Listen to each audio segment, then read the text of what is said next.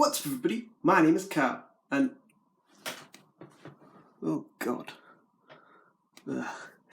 just give me one sec, guys. Give me one sec.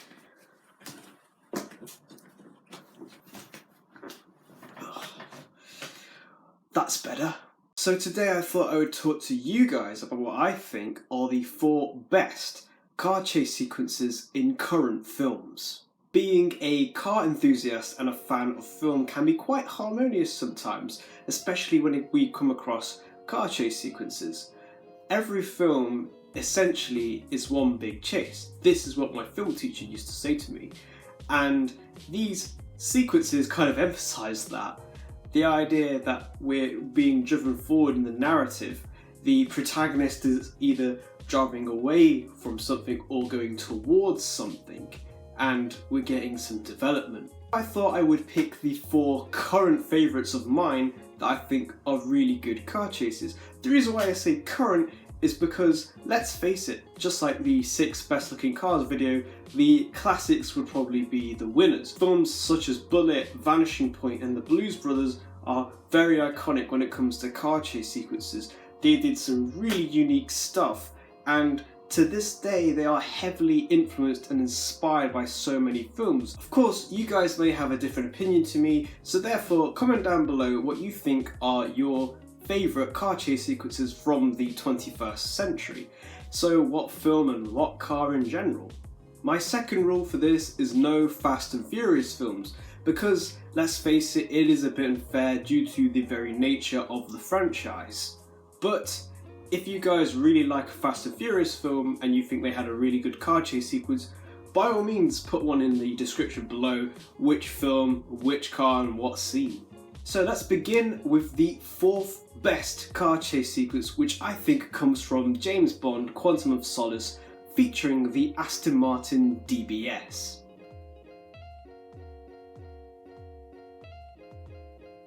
To be honest, I am not a very huge James Bond fan. I've tried to get into the films, but I really have struggled.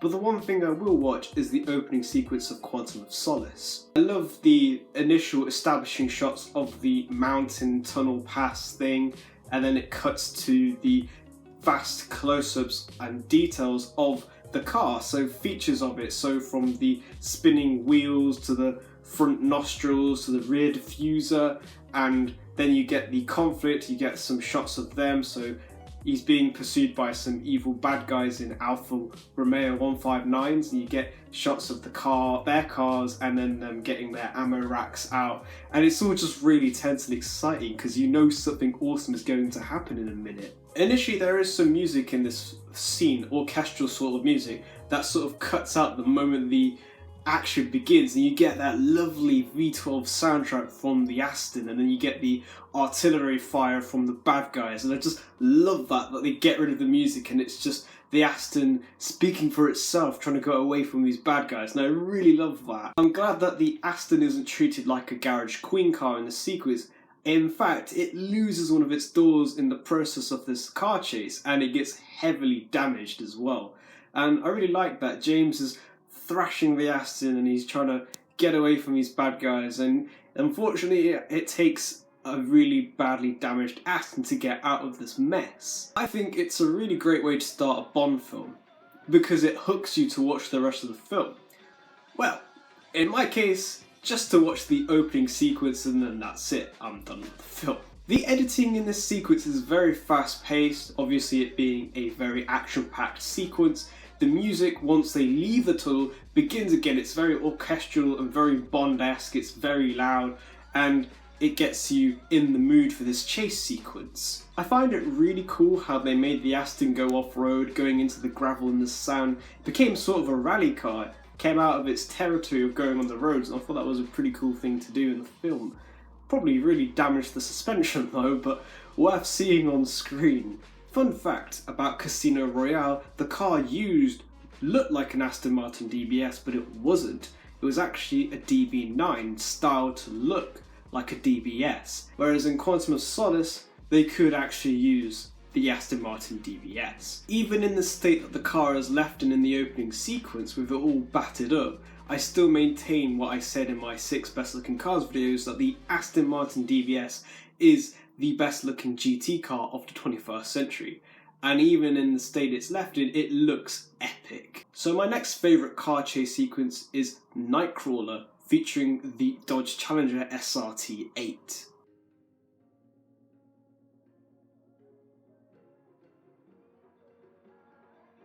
This sequence is awesome. I love the dark, dim lighting that we get. It's very eerie, but it sort of reflects the nighttime vibes of LA.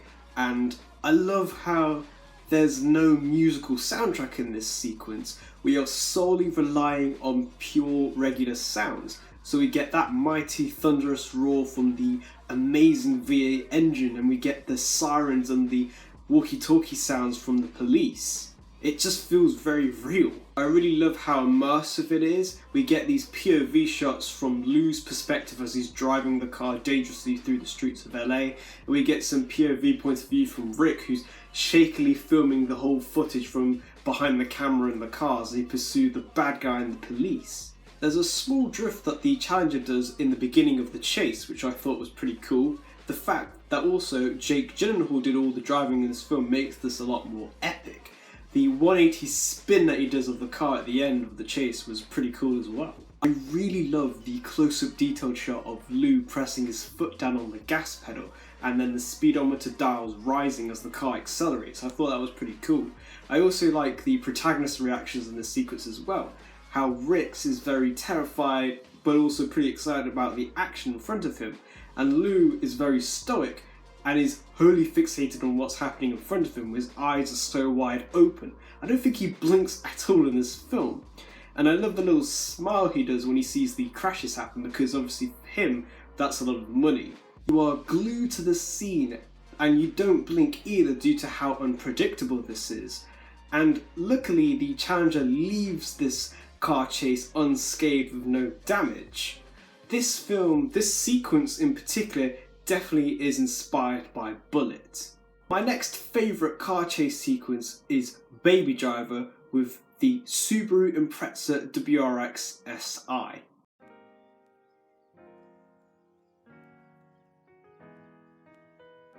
The music and editing in this scene works so well together, it cuts so perfectly. It's like it's a music video, but it was made by a filmmaker. Baby in this sequence is in sync with the music, especially with the beats that he does. I love the air violin solo that he does with the music, which is by John Spencer, Blues Explosion, Bell Bottoms, a really great song. The main action hasn't even begun yet, but it's so much fun. You're already engaged with the sequence. It's just so cleverly synced together. As I mentioned that the editing works well with the music, the editing is very sharp with the cuts. For example, there's a moment where these spike strips are laid out to stop Baby from going any further. Baby does this cool maneuver where he pins the spike strips and it hits into another police car. And the editing is so sharp when this all happens, it's just really cool. And of course it ties in with the music used. The feats in this sequence are very shocking, but at the same time it's pretty cool to watch.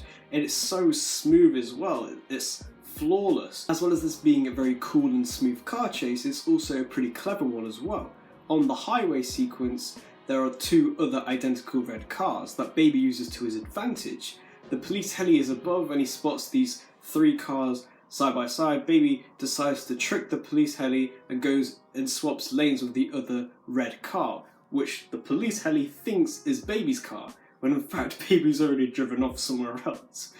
Unfortunately, at the end of this car chase sequence, the Subaru is ditched, but it's unscathed. And now, on to my final and favourite car chase sequence of current cinema, and this goes to Jack Reacher with the Chevrolet Chevelle SS 454.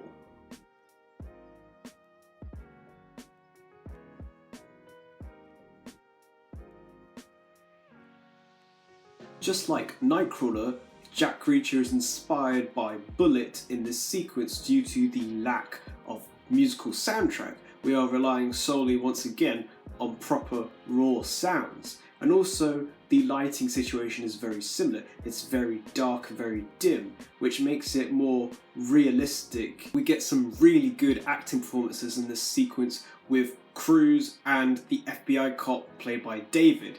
we get some really close-up slow motion shots of both, of Cruz grabbing the gear lever, ready to back out quickly, and you get David who's about to pull out his gun. It's all very suspenseful. You get that raw V8 soundtrack from the Chevelle. It's so addictive and it's so nice to listen to. Sadly, the car at the end of the sequence is damaged heavily and ditched, but I guess that also kind of makes it realistic. The dangerous driving that Tom Cruise performs in this sequence adds to the tension, as of course he does his own stunts. As well as this, the driving style is very imperfect, which in some ways could make it more realistic and relatable, as of course if you found yourself in a similar situation, you wouldn't really be driving as well as a stunt driver. I like how we get 3 different perspectives in this sequence. We get one from the Audi crooks, we get the second one from Jack Reacher, and we get the third one from the FBI. I like how that's kind of like a fresh take. It makes the sequence a bit more interesting as we get to understand what it's like from everyone else's viewpoints. And just like Baby Driver, I love the ending to this chase as it's pretty clever as well. Jack ditches the Chevelle and he joins a public group who are about to join and board a bus, and he just blends in with them and disguises himself as one of the men. Give him his hat to hide as the police come around the corner and corner his car, and you can see the police heli and all of the people are just looking at Jack, and it's just like... And I just like how they're on his side as well. They hide him, they don't expose him to the police. So the public saved Jack from getting into trouble. In conclusion, those were my 4 best current car chase sequences and why I like them and what is so special about them. Of course, you guys will have your own opinions, so comment down below if you agree with my picks, and also what are your favourite car chase sequences from current cinema. Give your reasons why. Like and subscribe, and I'll see you guys next time. Bye!